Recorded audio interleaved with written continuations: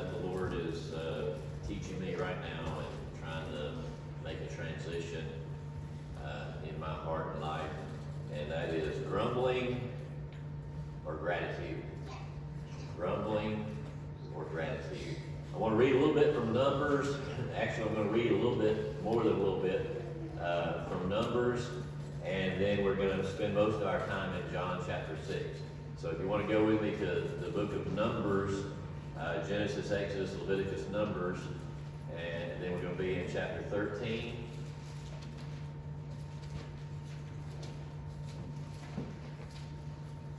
Numbers chapter 13, we're going to start with verse 26.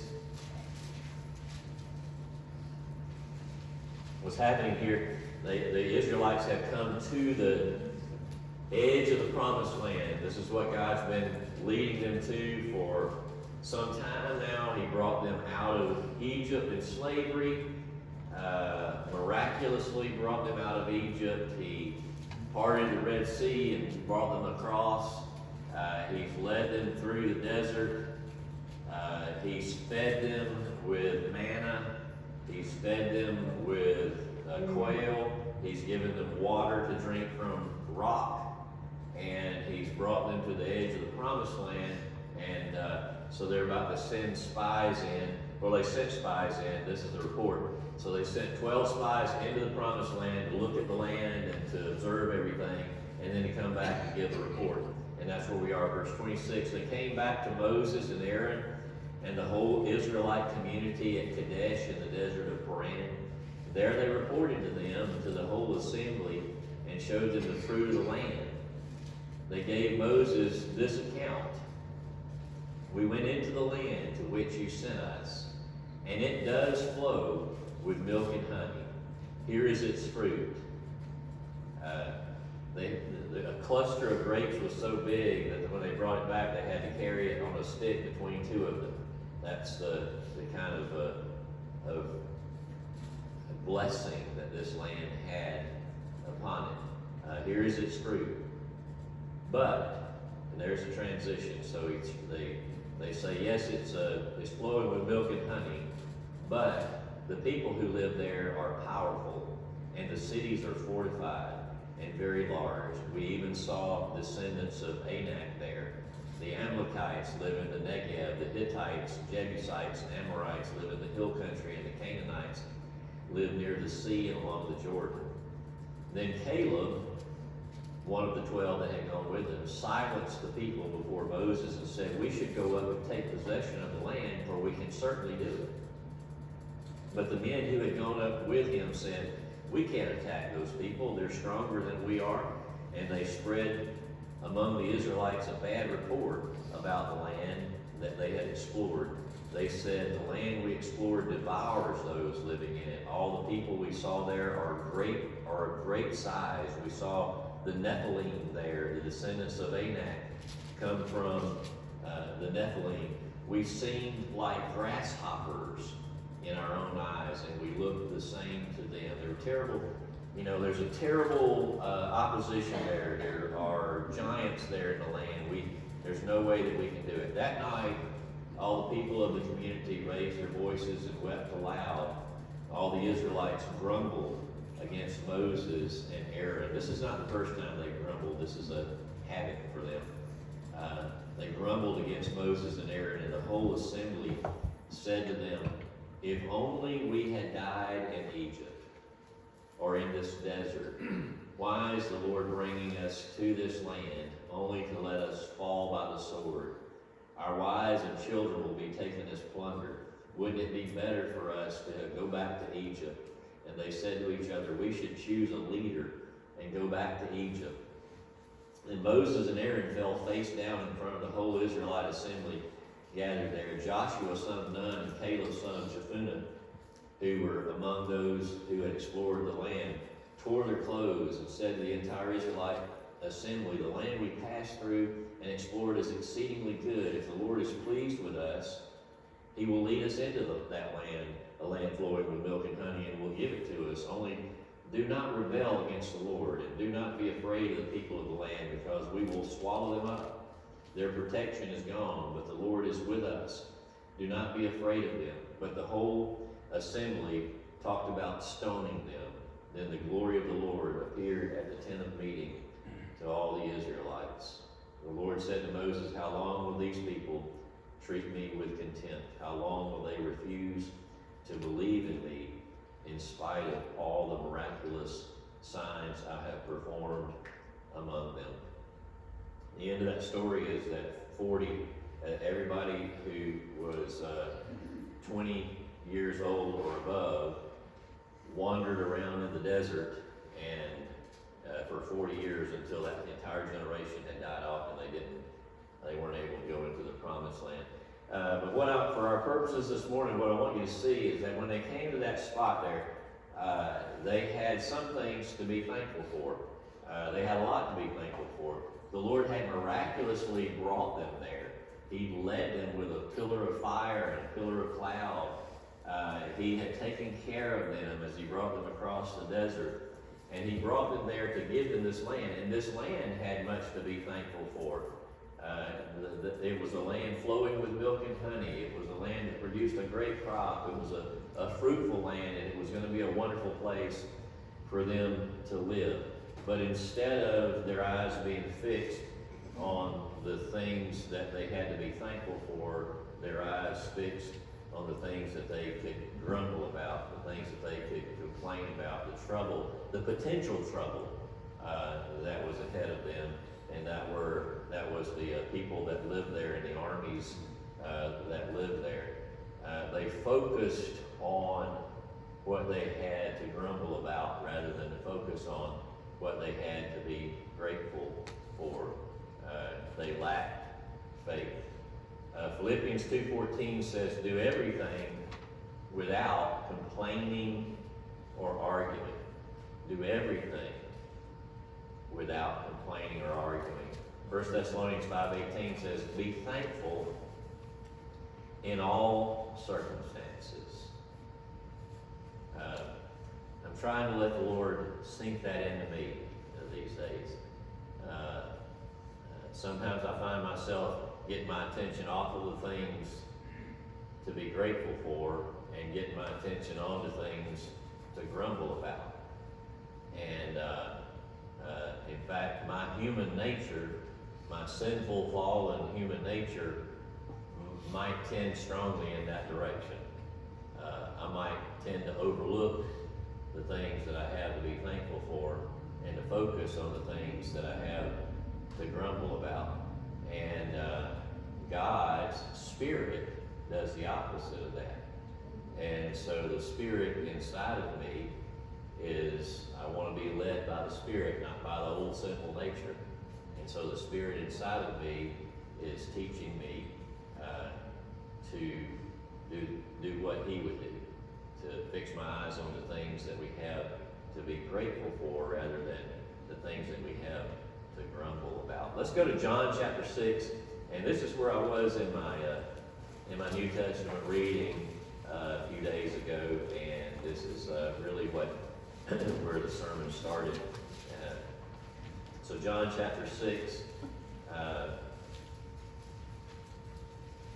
we're going to start with verse 25 here.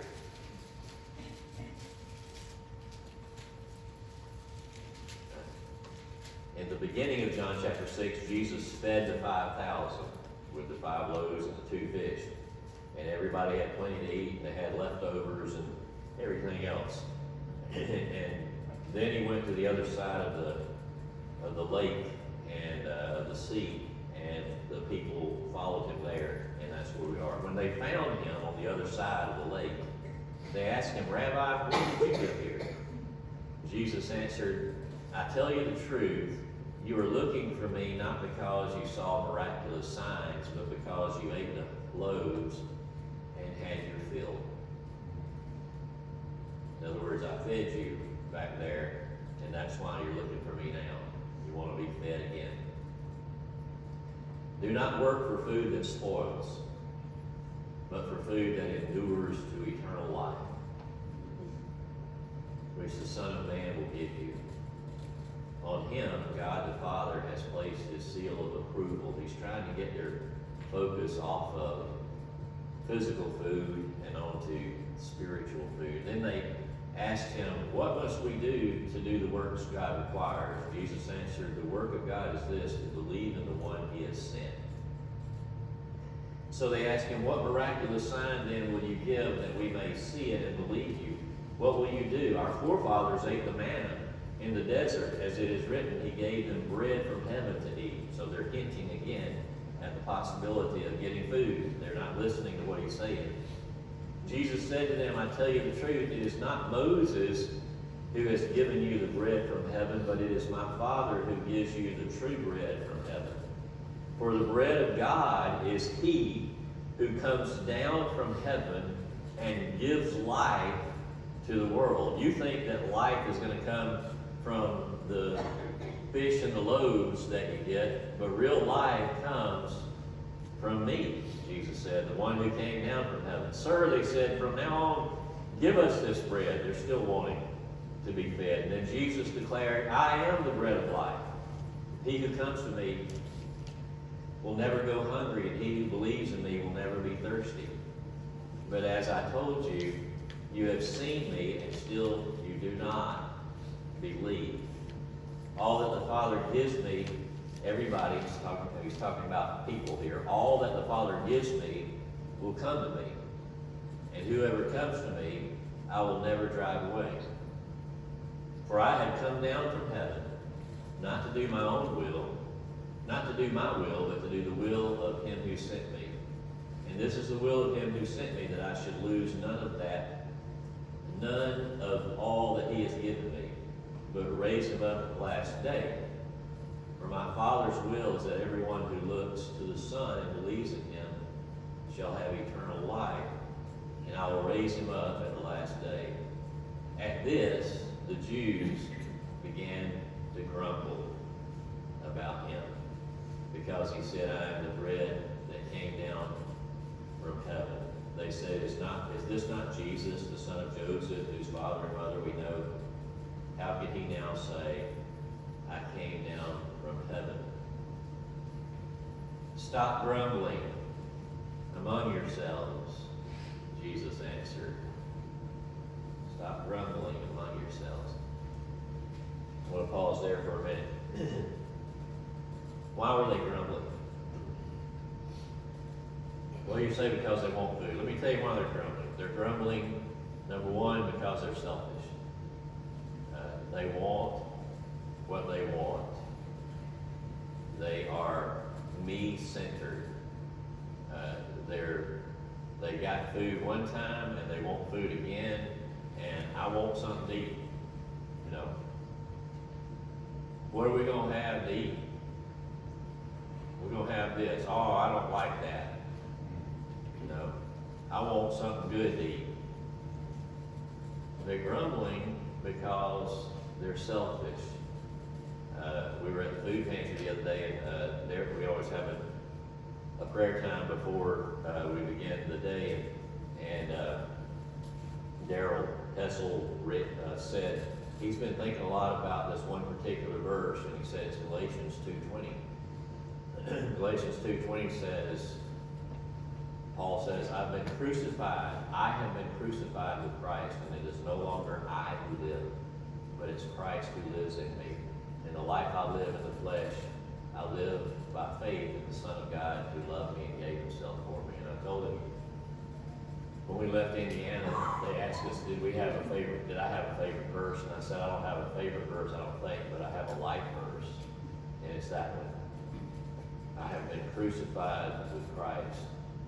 When we come to Jesus, we're not to be selfish. We're to die to self. Offer yourselves as living sacrifice, as holy and pleasing to God. Jesus said, if anyone's going to follow me, he must deny himself and take up his cross and follow me. Our culture that we live in says the opposite of that. Our culture that we live in goes right along with the flesh that you and I have and says, don't deny yourself, gratify yourself. preserve everything that you can get. If whatever you want, go after it, and don't let anything stop you from getting it, because it's all about you, baby. It's all about you. It's all about you. And we believe, there's something inside of us that says, oh yeah, it's all about me. I want what I want, and I want it when I want it, and don't stop me from getting it. And if I don't get what I want when I want it, I'm going to be mad because I need to get what I want when I want it in order for me to be okay. That's just human nature. But it's a fallen human nature. And Jesus says the opposite of that. He says the opposite of that. He says, deny yourself. Don't live for yourself. Live for God and for others. Get your eyes off of you and fix them on Jesus. The devil is the one who deceives us into thinking that if we just have what we want when we want it, we'll be happy. The truth is, when you die to you, he who loses his life will find it. It's in denying yourself that you find real life. But these people are selfish. Second, they are grumbling because they were worldly. They wanted physical food, and Jesus was trying to give them spiritual food. Verse 27, do not work for the food that spoils, but for food that endures to eternal life, which the Son of Man will give you. Verse 35, I am the bread of life who comes down. He who comes to me will never go hungry, and he who believes in me will never be thirsty. Jesus makes some bold claims. He says that real life is in me. And so he is trying to get these people to get their eyes off of the next restaurant that they're going to go to, or the next thing that they're going to have, or the numbers that come out of their bank account, or what the stock market is doing, or whatever else it is that we think, if I just had this. The truth is, the real blessing in life doesn't come from anything that's physical. It comes from the spiritual. It comes from knowing the Lord now and knowing that we're going to know the Lord even better in eternity. This is what Jesus was trying to tell the people, but because they were worldly, they couldn't hear him. They couldn't hear him. They just kept saying, well, where's our food?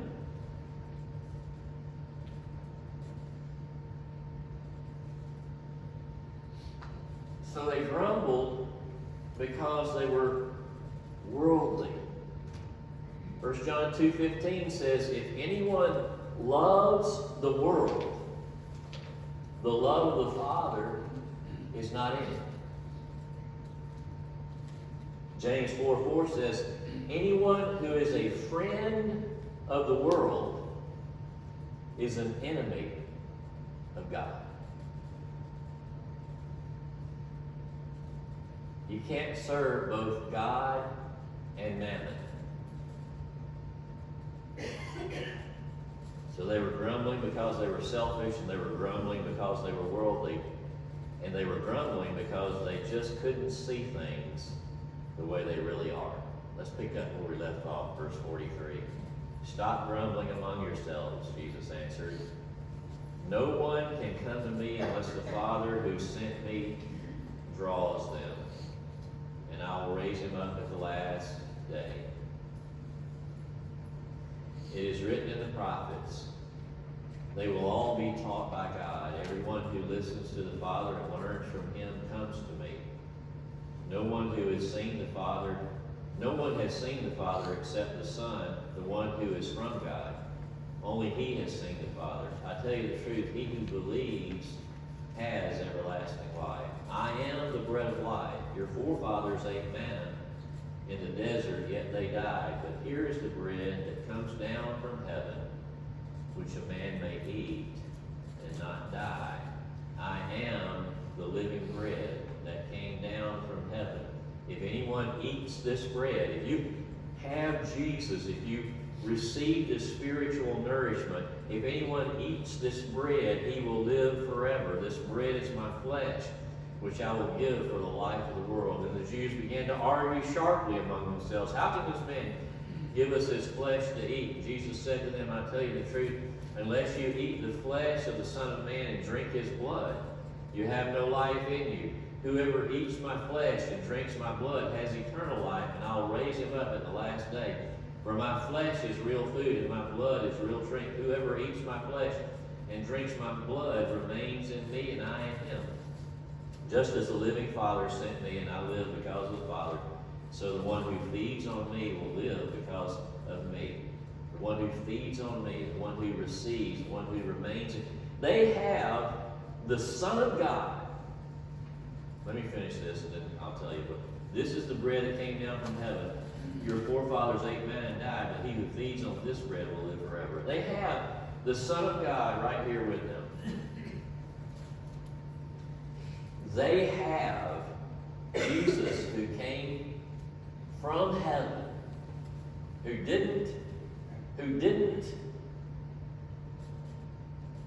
see equality with God as something to be held on to, Philippians says.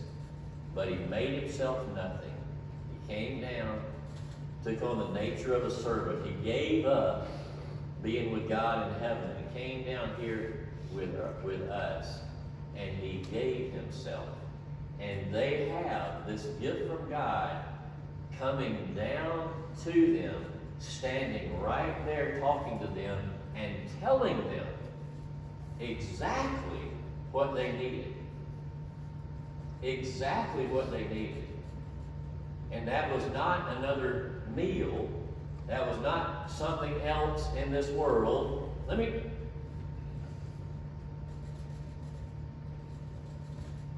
If you can see it,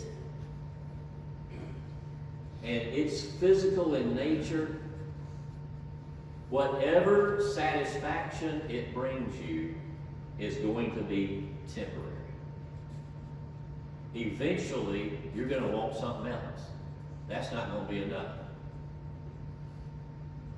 And then something else is not going to be enough. And something else is not going to be enough. And then you're eventually going to get, I hope maybe you've already gotten to that point where you say, this stuff just ain't doing it for me.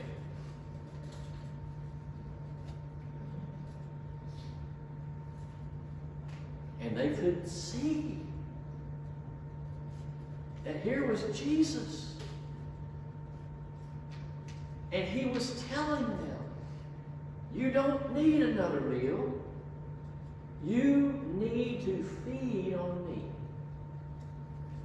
You need to get your eyes off of and get all of your life off of the things that are temporary and get your attention on the things that are eternal and spiritual. And if you'll get your eyes on me, and if you'll draw close to me, if you'll feed on me, if you'll eat my flesh and drink my blood, if you'll take me in, you'll be satisfied.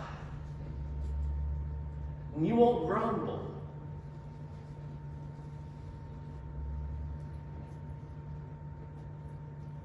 And that's what I need to remember.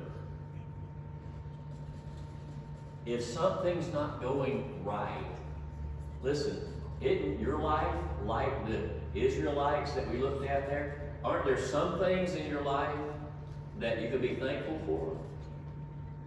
And aren't there some things in your life that you could grumble about, that you could complain about? And we think that if I could just have more of this and less of this, then I'd be happier. But the truth is, the change that needs to take place is not in this and in this, it's in here. Amen. It's in here. And so when you look out like I do, I mean, there are bad things that happen. Jesus said there would be, right? And there's bad things that happen in your life. There's bad things that happen in a day that you go through.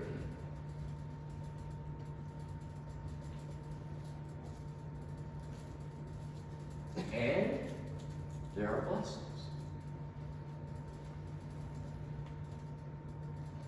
Do you tend to say, oh man, oh, it's terrible? We live in that culture. We live in that time right now. A lot of people are just down. Just down. But the truth is, God hasn't changed. God is still there. He's still with us.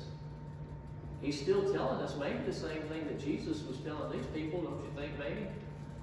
Don't you think God's still trying to tell us the same thing that Jesus was telling these people, that you don't need more of this, you need more of me.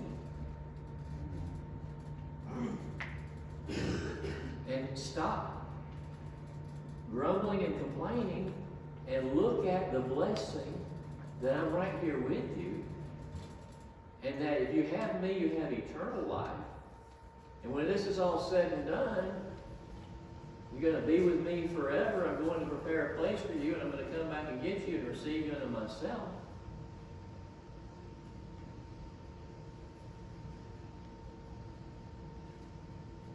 Do y'all need to be more thankful?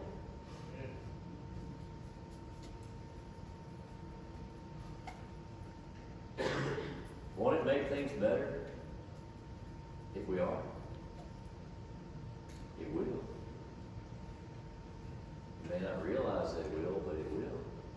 Every time you have something that happens in your life that's something that you could complain about, that you could grumble about, that's an opportunity for you to be transformed more fully into the image of Jesus.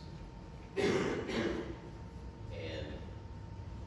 to reflect Him more in the culture that we live in. Because if we as a culture have a whole lot of stuff to be grumbling and complaining about, and then there's somebody there who's doing everything without grumbling or complaining, who seems to have a peace that passes understanding and seems to have the joy of the Lord, that person is going to do what? Is going to stand. I'm not talking about phoniness. I'm not talking about faking it. I'm talking about doing what the Lord calls us to do. We have every reason to be joyful in the Lord. I have every reason to be joyful in the Lord. Lord, help me to fix my eyes on those things to be thankful for, rather than to fix my eyes on those things to grumble about. If I grumble, it does three things. Number one, it makes me miserable. It makes me miserable. You can just be a grumbler, can't you? Is that just by nature for some of us? Is it just natural for you just to, is that your go-to position?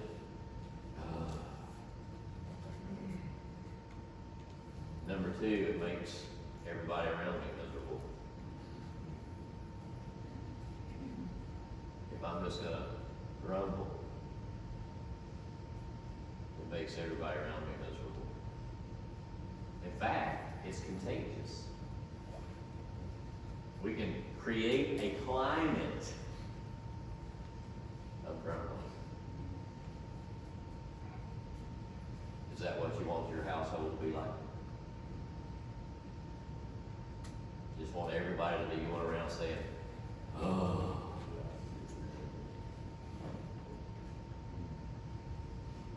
But third, and the most important thing is,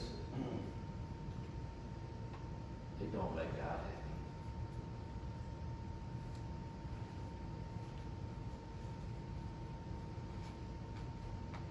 And that's getting kind of serious. If you want to be miserable your whole life, then that's your choice. If you want to make other people in your family miserable your whole life, then I guess that can happen. But if you're displeasing the Lord, you see, because He looks out at us and He says, I want you to be blessed. And you are blessed if you have me. And that's what you need to live in.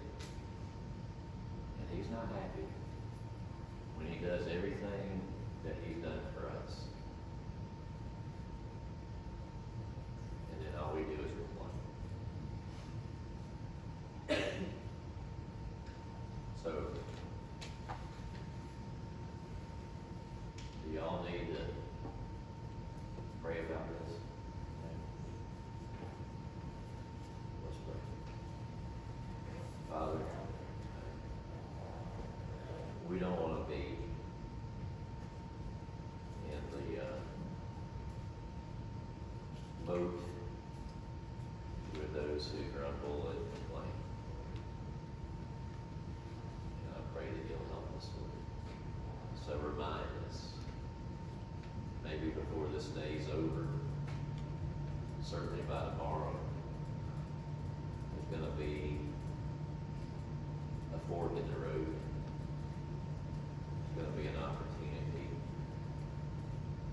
and we can become again complainers and grumblers, or we can be reminded we got Jesus right here with us, and all this stuff that's going on in our lives is